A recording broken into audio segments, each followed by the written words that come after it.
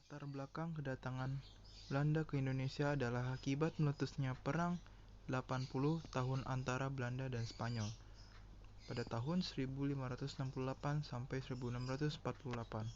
Pada awalnya, perang antara Belanda dan Spanyol bersifat agama, karena Belanda mayoritas beragama Kristen Protestan, sedangkan orang Spanyol beragama Kristen Katolik. Perang tersebut kemudian menjadi perang ekonomi dan politik.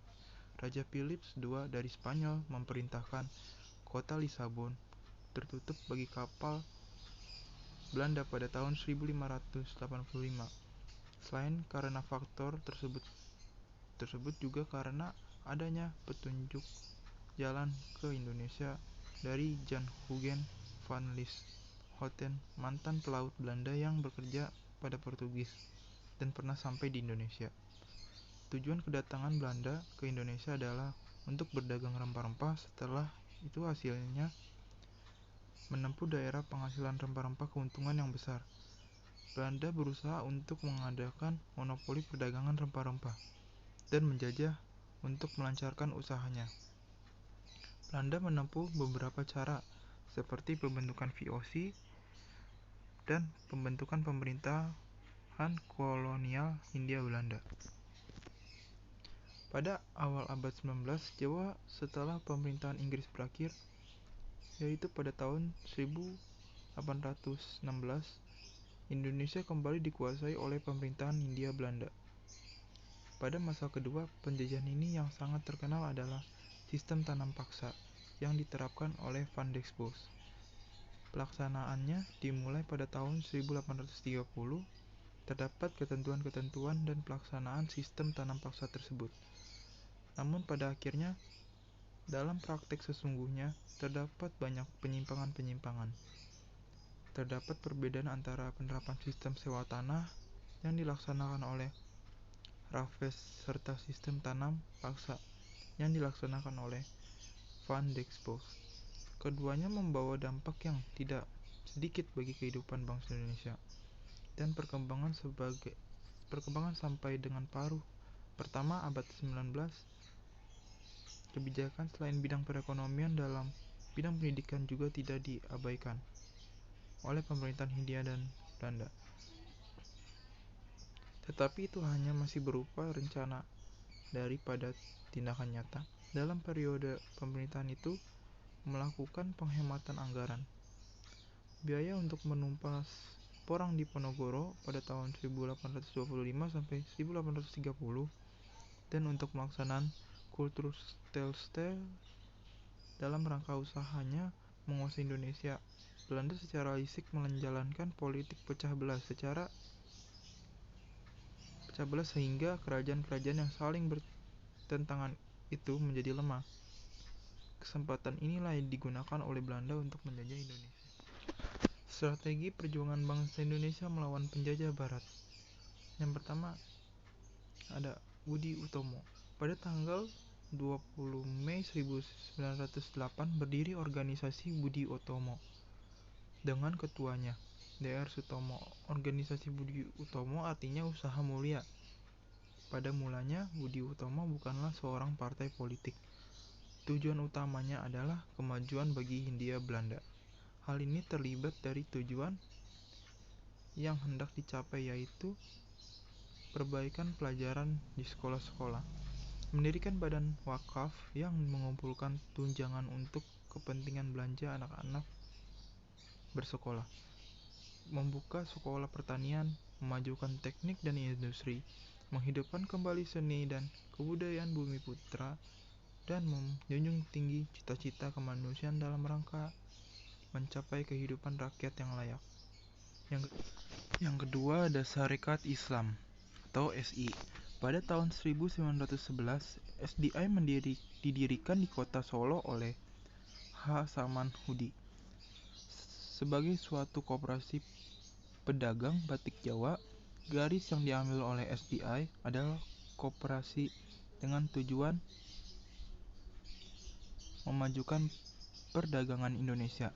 Di bawah panji-panji Islam, keanggotaan SDI masih terbatas pada ruang lingkup pedagang, maka tidak memiliki anggota yang cukup banyak. Oleh karena itu, agar memiliki anggota yang banyak dan luas ruang lingkupnya, maka pada tanggal 18 September 1912 SDI diubah menjadi SI atau Sarekat Islam. Organisasi Sarekat Islam atau SI didirikan oleh beberapa tokoh SDI seperti HOS Cokroaminoto, Abdul Muiz, dan H. Agus Salim. Sarekat Islam berkembang pesat karena bermotivasi agama Islam. Latar belakang ekonomi berdirinya Sarekat Islam adalah: yang pertama, ada perlawanan terhadap para pedagang perantara atau penyalur oleh orang Cina. Yang kedua, ada isyarat pada umat Islam bahwa telah tiba waktunya untuk menunjukkan kekuatan. Yang ketiga, membuat front melawan semua penghinaan terhadap rakyat bumi putra. Yang ketiga, ada Indeks Hepatitis. IP didirikan pada tanggal 25 Desember tahun 1912 di Bandung oleh tiga serangkai, yaitu ada EFE Does Dekker, DR Cipto Mangunkusumo, dan Suwardi Suryaningrat. Pendirian IP ini dimaksudkan untuk mengganti Indeks Bond, yang merupakan organisasi orang-orang Indo dan Eropa di Indonesia. Hal ini disebabkan adanya keganjilan-keganjilan yang terjadi, diskriminasi, khususnya antara keturunan Belanda Tok-Tok dan orang Belanda campuran Indo.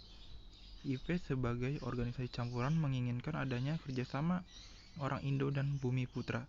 Hal ini disadari benar karena jumlah orang Indo sangat sedikit dan memerlukan kerjasama dengan orang Bumi Putra agar kedudukan organisasinya semakin bertambah kuat. Tujuan dari partai ini benar-benar revolusioner karena mau mendobrak kenyataan politik rasial yang dilakukan pemerintah kolonial.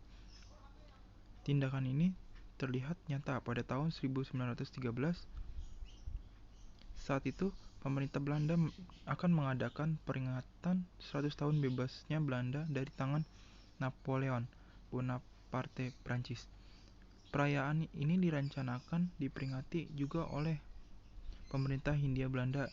Adalah suatu yang kurang pas di mana suatu negara penjajah melakukan upacara peringatan pembebasan dari penjajah dari suatu bangsa yang dia sebagai penjajahnya. Hal yang ironis ini mendatangkan cemoohan termasuk dari para pemimpin Indeks Partis. RM Suwardi Suryaningrat menulis artikel bernada sarkastis yang berjudul As Ik en Nederlander Was. Andaikan aku seorang Belanda. Akibat dari tulisan itu, RM Suwardi Suryaningrat ditangkap. Menyusul sarkasme dari DR Cipto Mangunkusumo yang dimuat dalam The Express tanggal 26 Juli 1913 yang diberi judul Cast of Race, berisi tentang kekhawatiran, kekuatan, dan ketakutan. DR Cipto pun ditangkap, yang membuat rekan dalam tiga serangkai EFE Douwe Dekker turut mengkritik dalam tulisannya di The Express 5 Agustus 1913 yang berjudul Ons Helden Cipto Mangunkusumo Suwardi Suryaningrat, yang dapat dari Himpunan Indonesia dan Manifesto Politik. Pada tahun 1908 di Belanda berdiri sebuah organisasi yang bernama Indeks Vereniging Pelopor. Pembentukan organisasi ini adalah Sultan Kesayangan Soripada dan RM Noto Suroto. Para mahasiswa lain yang terlibat dalam organisasi ini adalah R. Panji Sosrokartono, Gondo Winoto, Noto Diningrat, Abdul Rifai Radjiman, Weddio Diningrat, dan Brentel. Tujuan dibentuknya Indeks Vereniging adalah untuk memajukan kepentingan bersama dari orang-orang yang berasal dari Indonesia. Kedatangan tokoh-tokoh Indeks Patis seperti Cipto Mangunkusumo dan Surwadi Suryaningrat. Sangat berpengaruh perkembangan indeks Vereniging masuk konsep Hindia bebas dari Belanda dalam pembentukan negara Hindia yang diperintahkan oleh rakyatnya. Vereniging sendiri, perasaan anti-kolonialisme semakin menonjol setelah ada seruan Presiden Amerika Serikat Woodrow Wilson tentang kebebasan dalam menentukan nasib sendiri pada negara terjajah, the right of self-determination. Dalam upaya berkiprah lebih jauh, organisasi ini memiliki media komunikasi yang berupa majalah Hindia Potra. Yang kelima ada Partai Komunis Indonesia atau PKI. Partai Komunis Indonesia PKI secara resmi berdiri pada tanggal 23 Mei 1920. Berdirinya PKI tidak terlepas dari ajaran Marxis yang dibawa oleh Snellfeit. Ia bersama teman-temannya seperti Brandstätter, H.W. Dekker, dan P. Bergsma mendirikan Indeks Sosial Demokratis Vereniging ISDV di Semarang pada tanggal 4 Mei 1914. Tokoh-tokoh Indonesia bergabung dalam ISDV, antara lain Darsono, Samaun, Alimin, dan lain-lain. PKI terus berupaya mendapatkan pengaruh dalam masyarakat. Salah satu upaya yang ditempuh adalah melakukan infiltrasi dalam tubuh Syarikat Islam.